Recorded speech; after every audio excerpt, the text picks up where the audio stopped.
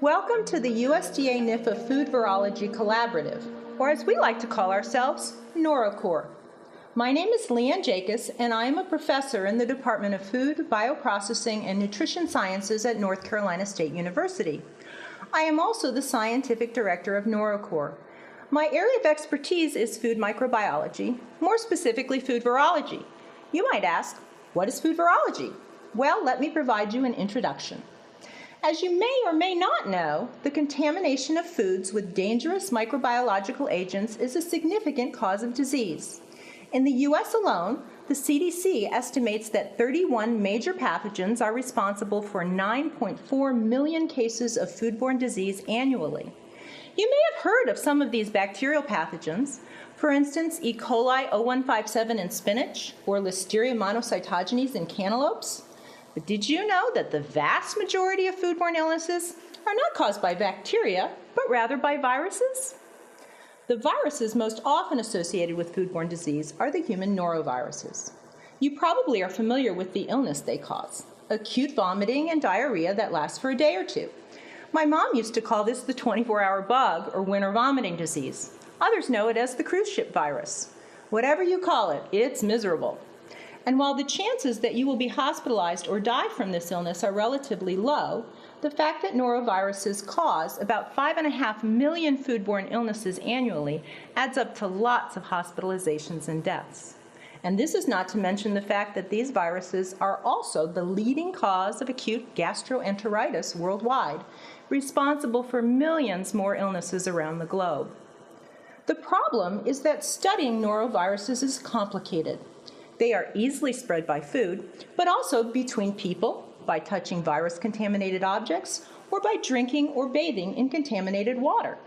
Noroviruses do not grow outside the human body, but they persist in the environment for weeks at a time. And they are difficult to inactivate with commonly used disinfectants and food processes. This leaves us with a conundrum. How do we control norovirus transmission by foods when none of our more commonly used control methods are effective? Well, that's where NoroCORE comes in. The USDA National Institute of Food and Agriculture has awarded our team a grant to tackle this problem. Ultimately, our goal is to reduce the burden of foodborne disease caused by viruses. We have a terrific team from over 15 institutions that span the disciplines of molecular biology, epidemiology, food production and processing, risk analysis, and communication. Together, we intend on addressing the food virology problem using a multi-pronged approach. Some of the things we will be doing? Well, develop better methods to detect norovirus disease in humans and to find the virus in contaminated foods.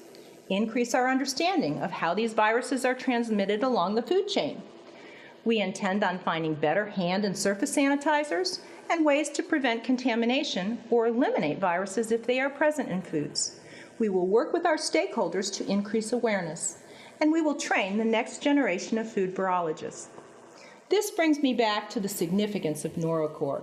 If our efforts resulted in a 20% reduction of foodborne norovirus illness, by conservative estimates, we would prevent over 1 million cases, 3,000 hospitalizations, and 30 deaths every year in the United States. And because millions more foodborne diseases are caused by unknown agents, some of which are undoubtedly viruses, this number would be much higher. Not to mention the potential global impact that would be realized by better understanding and control of foodborne viruses. Of course, our goal is much more than a 20% reduction in disease.